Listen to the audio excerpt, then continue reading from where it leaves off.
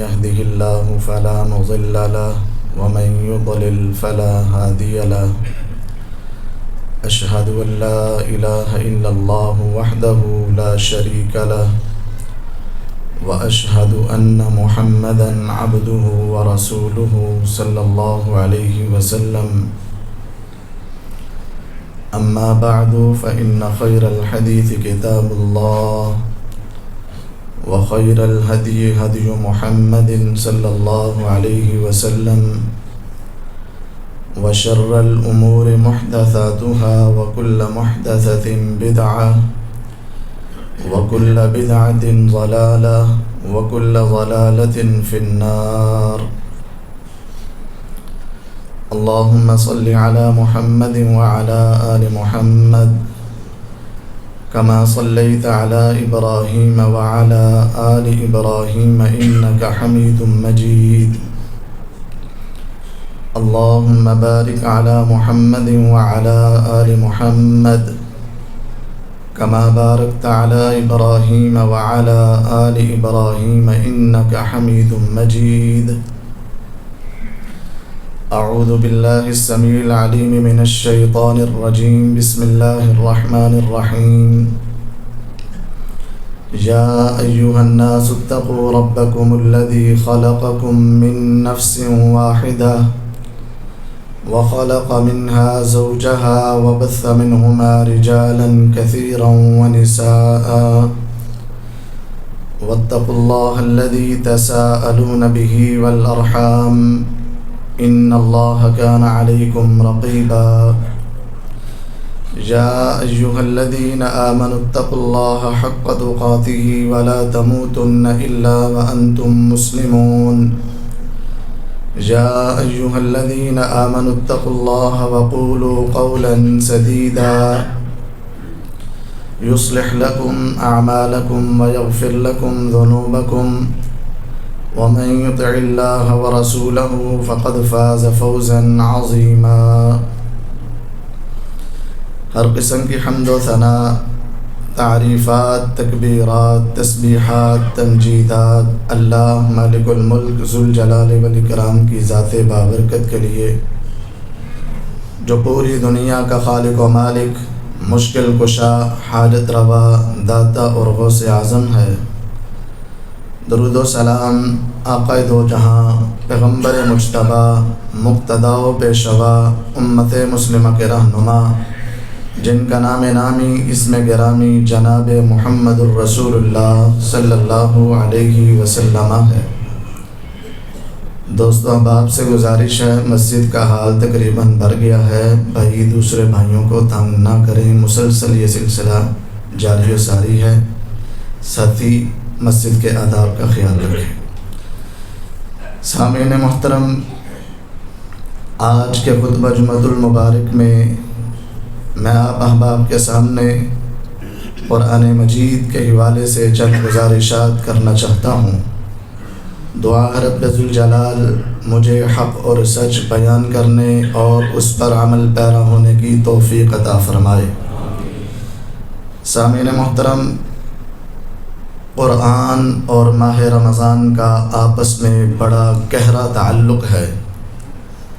اللہ رب العالمین نے قرآن مجید میں فرمایا شہر رمضان الذی انزل فیہ القرآن، کہ یہ ماہ رمضان کا مہینہ ہی تھا کہ جس میں اللہ رب العالمین نے قرآن مجید کو نازل فرمایا، اور نبی کائنات علیہ السلام نے بھی ان دونوں کا اکٹھا ہی تذکرہ کیا ہے۔ الصیام والقرآن یشفعان للعبد یوم القیامہ، قیامت کے دن یہ ماہ رمضان اور قرآن دونوں اکٹھے اللہ کے ہاں سفارش کریں گے۔ نبی کائنات علیہ السلام نے فرمایا اقرأوا القرآن فإنه شفیعا لأصحابہ، لوگو قرآن کو زیادہ سے زیادہ پڑھا کرو، یہ قیامت والے دن اپنے پڑھنے والوں کے لیے سفارشی بن کر آئے گا۔ آپ نے فرمایا من جعلہ امامہ قادہ الی الجنہ، ومن جعله خلف ظهره ساقه إلى النار، جس نے اس قرآن کو اپنی زندگی میں مقدم رکھا، اس کو پڑھتا رہا، اس سے دل لگا کے رکھا، یہ قرآن اس کو جنت کا راستہ دکھا دے گا۔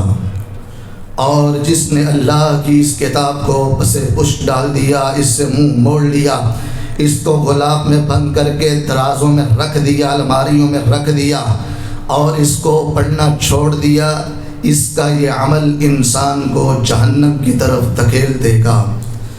سامعین محترم، یہ قرآن ایک ایسی عظیم کتاب ہے جو بھی اس سے جڑتا ہے دنیا آخرت میں عزت پاتا ہے۔ نبی کائنات علیہ الصلاۃ والسلام نے فرمایا، الماہر بالقرآن مع السفرۃ الکرام البررہ، جو قرآن کا ماہر ہے، قرآن کو سوچ سمجھ کر پڑھنے والا ہے، قیامت کا دن ہوگا، اللہ رب العالمین اس کو باعزت مقرب فرشتوں کا ساتھ نصیب فرما دے گا۔ کیا اس کے نصیب ہے کہ روز حشر میں جس کو نورانی فرشتوں کا ساتھ مل جائے۔ حضرات، قرآن پڑھنے والا کوئی عام اور معمولی آدمی نہیں ہوتا۔ اس دنیا کے اندر ہر انسان کے کچھ اسپیشل افراد ہوتے ہیں، اسپیشل دوست ہوتے ہیں جن سے تعلق ہوتا ہے۔ بقیہ عام دنیا کے اندر سب سے میل جول ہے، کچھ خاص افراد ہوتے ہیں۔ اسی طرح وہ میرے رب ذوالجلال کے بھی کچھ خاص افراد ہیں، اسپیشل بندے ہیں، اللہ ان کو اسپیشل پروٹوکول دیتے ہیں۔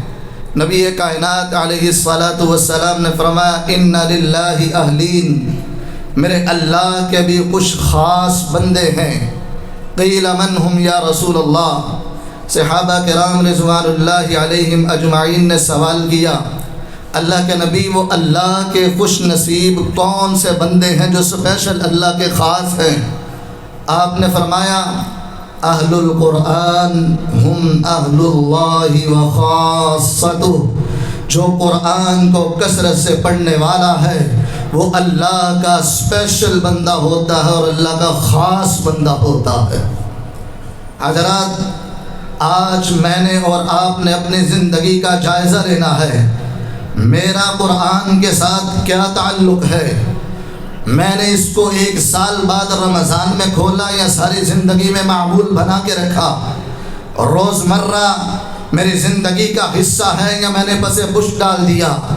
ہر انسان کو جائزہ لینا ہے۔ اگر اللہ کا قرب چاہتے ہیں، اللہ کے اسپیشل بندے بننا چاہتے ہیں تو پھر قرآن سے تعلق جوڑیے گا۔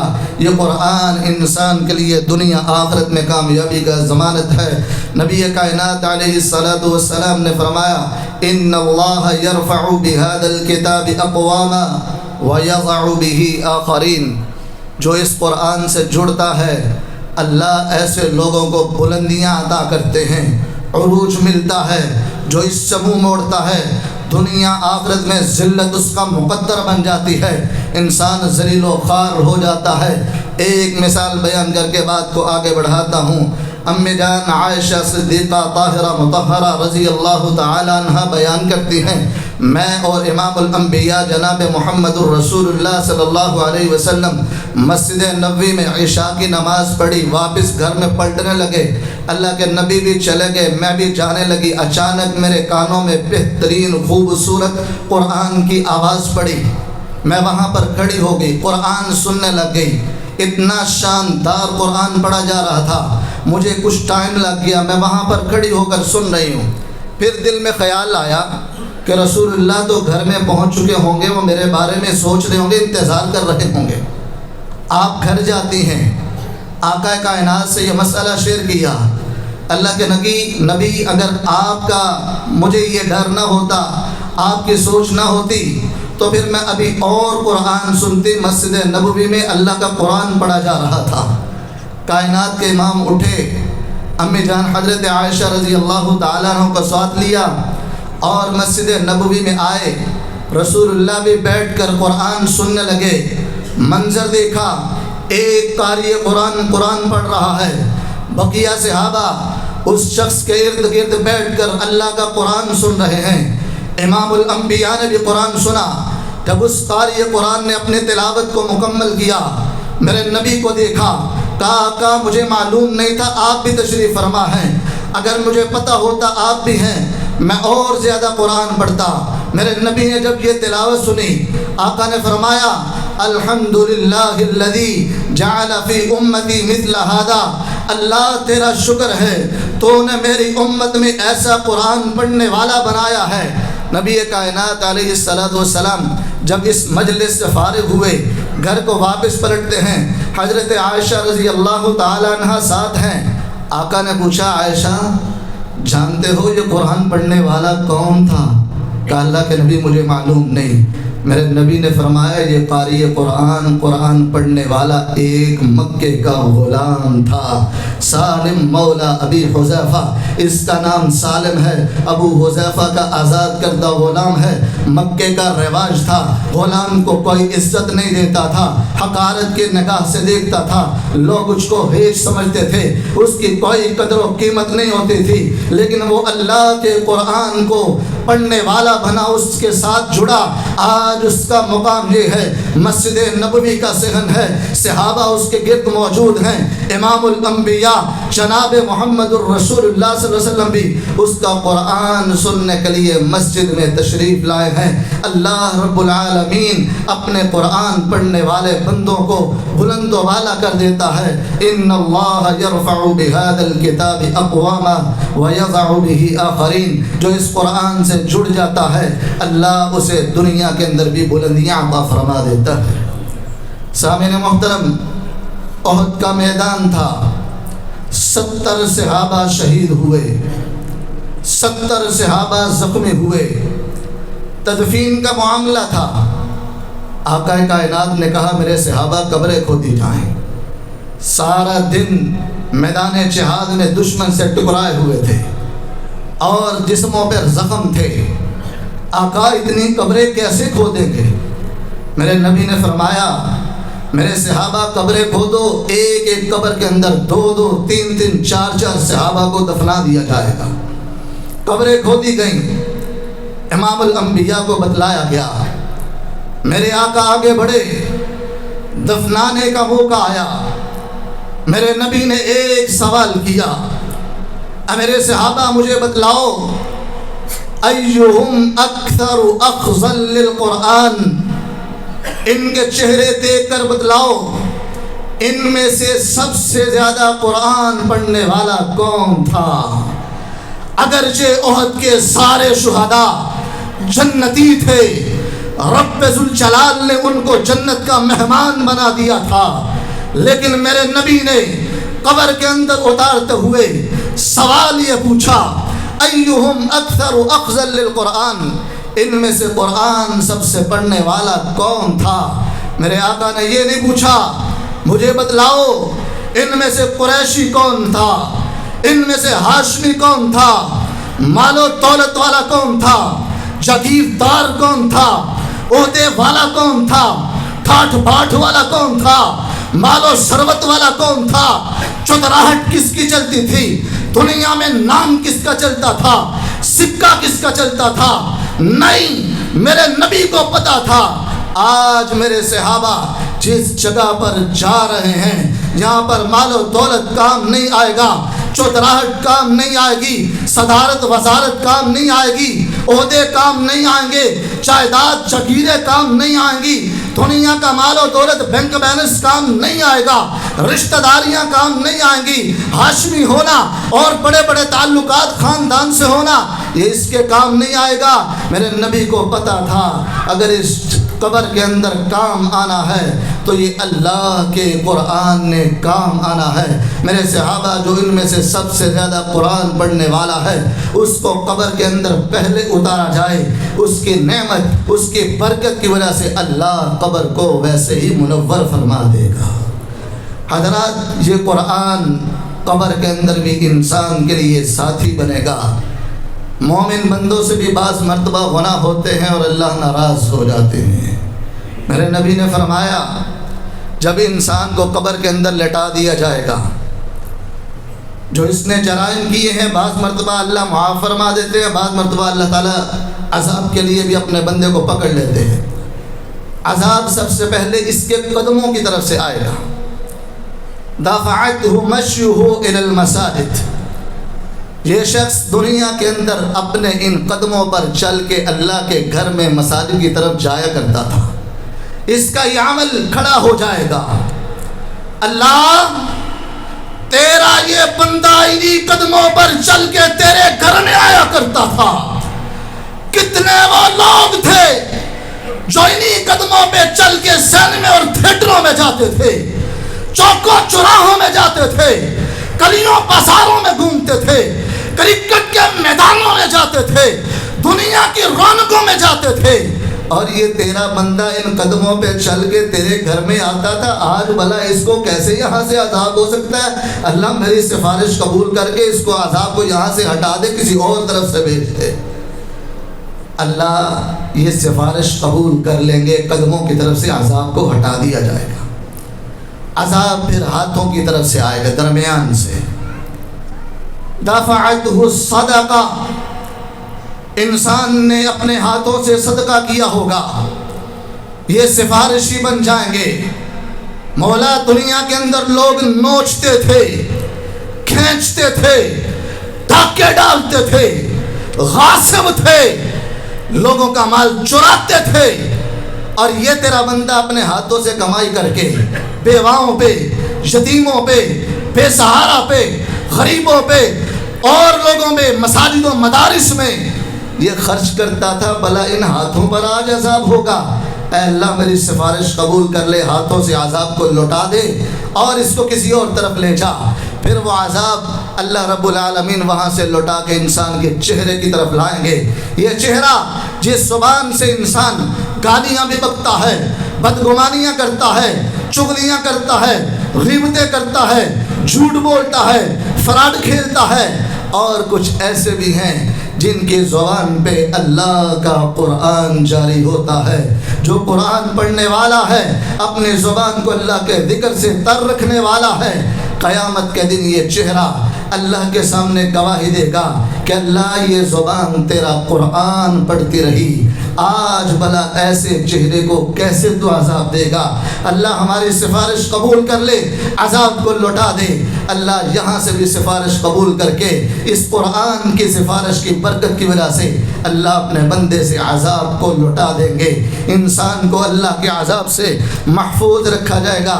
سامعین محترم، پھر وہ وقت بھی آئے گا کہ جب سور پھونکا جائے گا اور قیامت برپا ہو جائے گی۔ آج انسان کہتا ہے قبر ماں کے پاس بنائی جائے، باپ کے پاس بنائی جائے، دادا کے پاس بنائی جائے، قیامت والے دن وہاں سے اکٹھے اٹھے میدان حشر کی طرف چلے۔ اس کو معلوم نہیں حشر کا میدان کیسا ہوگا، حالات کیسے ہوں گے۔ وہاں پر میرے نبی نے فرمایا قبریں پھٹیں گی، حالات ایسے ہوں گے، انسان کی کیفیت ایسے ہے جس طرح آج ہی ماں کے پیٹ سے نکلا، جس طرح ماں کے پیٹ سے آیا تھا، یہ ننگا بدن تھا اور ننگے پاؤں تھے، بغیر ختنوں کے تھا۔ ایسے ہی جب قبر پھٹے گی، یہ باہر نکلے گا، بدن پر لباس نہیں، قدموں میں جوتا نہیں، بغیر ختنوں کے ہے، اور نفسا نفسی کا عالم۔ یوم یفر المرء من اخیہ وامہ وابیہ وصاحبتہ وبنیہ، انسان اس دن یفر المرء من اخیہ اپنے بھائیوں سے بھاگے گا، وامہ وابیہ ماں جس سے بڑی محبت ہوتی ہے ماں سے بھاگے گا، وابی باپ جس سے بڑا پیار ہوتا ہے باپ کی محبت کو ٹھکرا دے گا، وصاحبتہ وبنی آج بیوی بچوں کے لیے حرام حلال کی تمیز کیے بغیر اپنی قبر کو اندھیرا کر رہا ہوتا ہے، وہ اس دن اپنے بیوی بچوں کی محبت کو بھول جائے گا، دور بھاگے گا۔ کیوں؟ لِكُلِّ امْرِئٍ مِّنْهُمْ يَوْمَئِذٍ شَأْنٌ يُغْنِيهِ، اس دن ہر انسان کو اپنی پڑی ہے، میں نے کیسے بچنا ہے۔ ماں کی محبت جائے، باپ کی محبت جائے، بھائیوں کی محبت جائے، بیوی بچوں کی محبت جائے، یہ دنیا کی محبت ہے جن کی خاطر قطع تعلقیاں بھی ہوتی تھی، لڑائی جھگڑا بھی ہوتا تھا، فتنہ فساد بھی ہوتا تھا، حلال حرام کی تمیز بھی ختم ہوتی تھی، گالم گلوچ بھی ہوتی تھی، اخلاقیات کو بھی پامال کیا جاتا تھا۔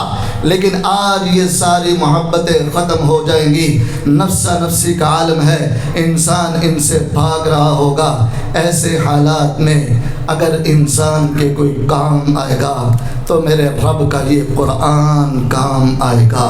جس نے اس سے دل لگایا ہوگا، جس نے اس سے محبت کی ہوگی، جس نے اس کو پڑھا ہوگا، میرے نبی نے فرمایا جب اس کی ماں اس سے دور ہو گئی، باپ اس کے کام نہیں آئے گا، بھائی کام نہیں آئے گا، اولاد کام نہیں آئے گی، بیوی کام نہیں آئے گی، ایسے میں ایک شخص اس کے پاس بھاگتا ہوا آئے گا اور اس کا منظر یہ ہوگا کر رجل شاحب، پریشان حال میں ایک انسان اس کے پاس آئے گا۔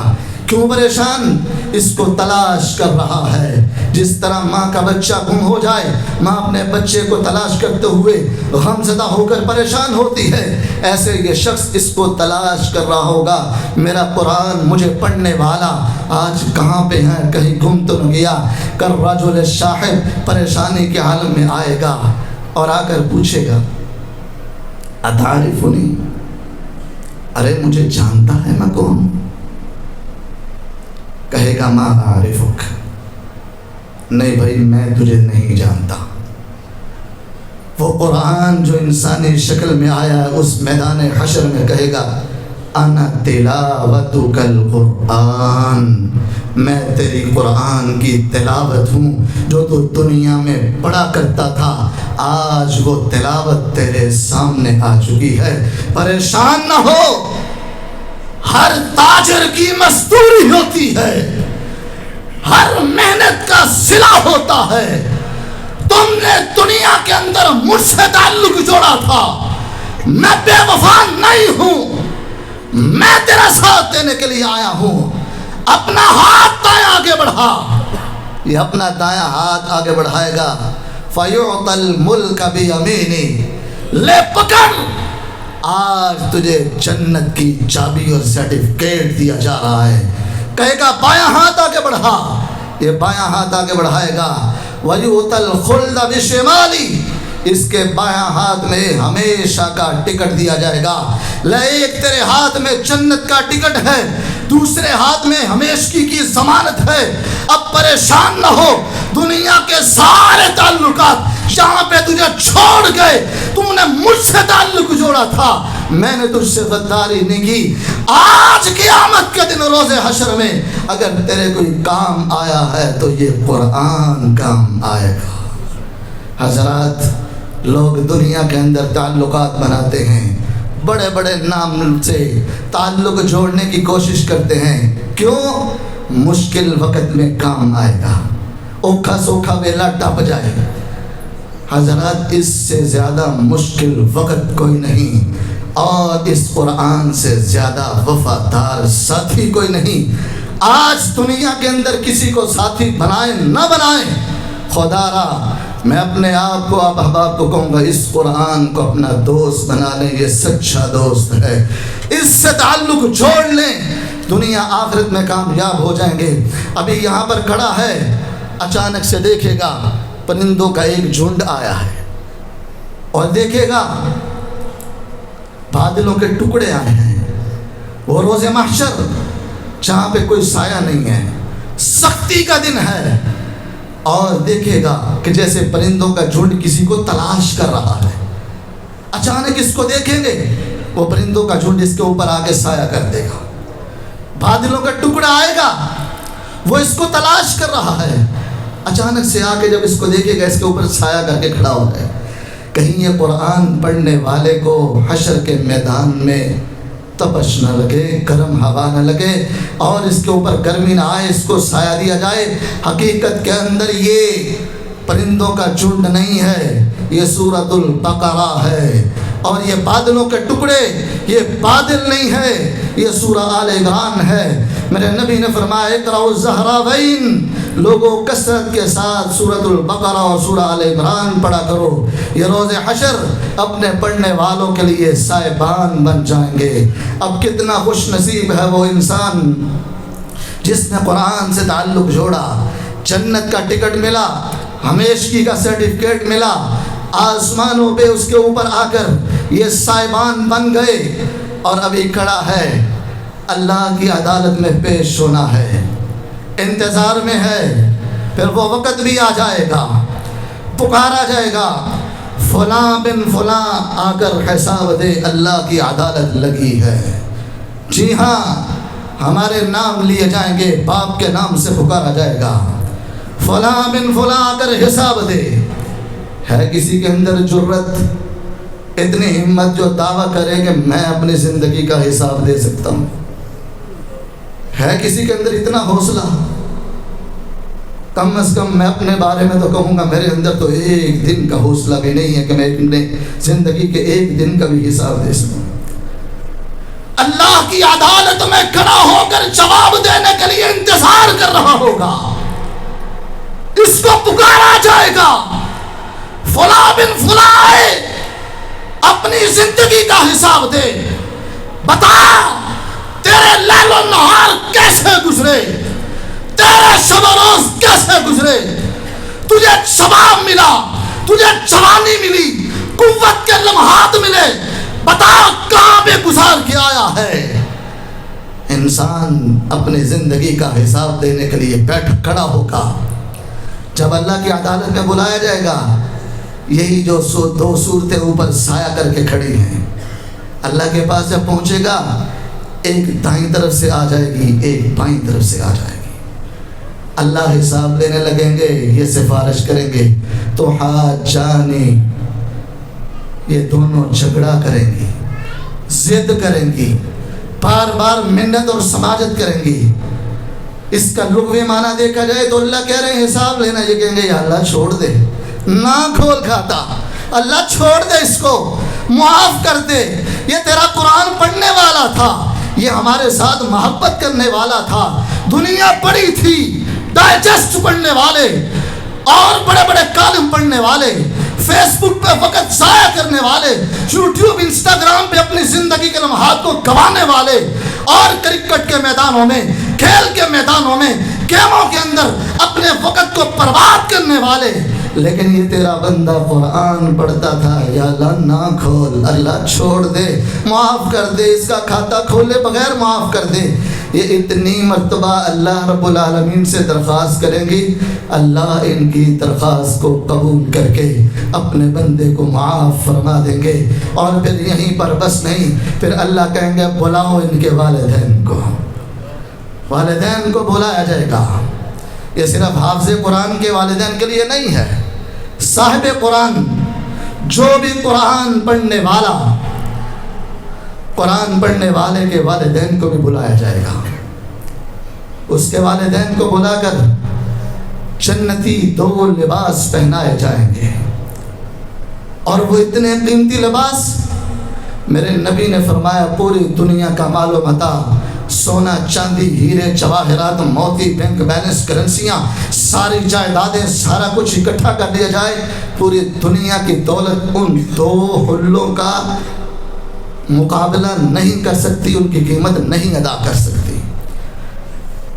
وَيُوزَعُ لَهُ تَاجُ الْوَقَارِ، اور اس صاحب قرآن، قرآن پڑھنے والے کے سر پر عزت کا تاج رکھ دیا جائے گا۔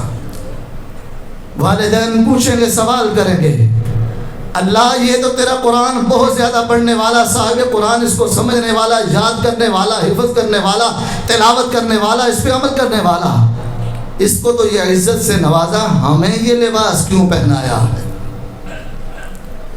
اللہ جواب دیں گے لِتَعْلِيمِ وَلَدِكُمُ الْقُرْآنِ، یہ آج عزت سے تمہیں اس لیے نوازا جا رہا ہے کہ تم نے دنیا کے اندر اپنی اولاد کو قرآن کی تربیت سکھائی تھی۔ حضرات، اس میدان میں اگر کوئی چیز کام آئے گی تو وہ یہ قرآن ہے۔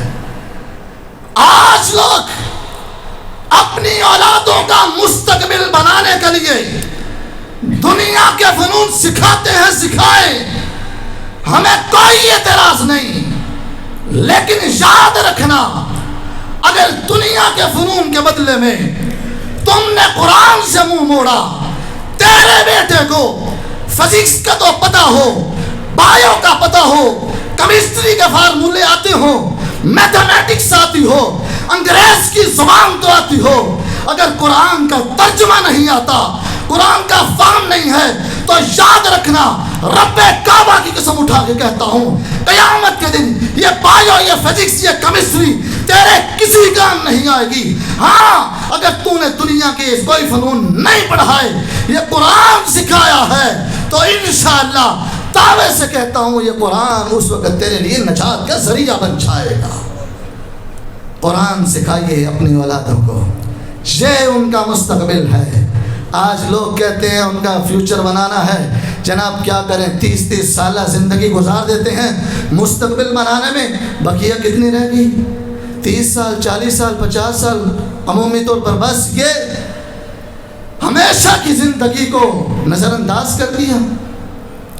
لمحہ فکریہ ہے، اپنی اولادوں کو خود بھی قرآن سے جڑیں، اور اللہ پھر کہیں گے اقرا ورتق ورتل کما ترتل فی الدنیا۔ اے قرآن پڑھنے والے، آج قرآن پڑھتا چلا جا، جہاں پہ قرآن کی آخری یہ حروف ہوں گے، الناس سین ہوگی، وہاں پر تیرا مقام اور جنت ہوگی۔ حضرات آج ہمارا زندگی یہ گزر رہی ہے، سانس چل رہے ہیں، آنکھیں چپک رہی ہیں، دل دھڑک رہا ہے، زندگی چل رہی ہے، ابھی میرے اور آپ کے پاس لمحہ ہے، ہم اس قرآن کو اپنا ساتھی بنا لیں، دوست بنا لیں، یہ ہمارے لیے سفارشی بن جائے گا۔ اور وگرنہ ایسا وقت بھی آئے گا قیامت کے قریب، لوگ، مسند احمد کی حدیث ہے، یوں قرآن کھولیں گے، اس کو پڑھنا چاہیں گے، میرے نبی نے فرمایا اللہ قرآن سے اپنے الفاظ اٹھا لے گا، یہ قرآن کھولے گا، دیکھے گا خالی صفحہ ہے، اس کے اندر تو الفاظ لکھے نہیں ہوئے۔ وہ دن پھر انسان کے پچھتاوے کے ہوں گے، اس دنیا کے اندر ہی یہ منظر انسان کے ساتھ ہو جائے گا۔ قیامت کے قریب قرآن کھولے گا لیکن اس کو ملے گا کچھ نہیں، اللہ الفاظ اٹھا لیں گے، پھر وہ وقت انسان کے ہاتھ سے گزر جائے گا۔ اس لیے آج اپنی زندگی میں قرآن کو وقت دیں۔ میں اپنے آپ کو، آپ بھائیوں کو یہ دعوت فکر دینا چاہتا ہوں، ہم قرآن کو اپنا ساتھی بنا لیں، یہ وفادار ہے، دنیا میں، قبر میں، حشر میں، جنت میں انسان کے لیے ساتھی ہے اور عزت اور وقار کا سبب ہے۔ اللہ کہنے والے سننے والے سب کو عمل کی توفیق عطا فرمائے۔ آخر دعوانا ان الحمد للہ رب العالمین۔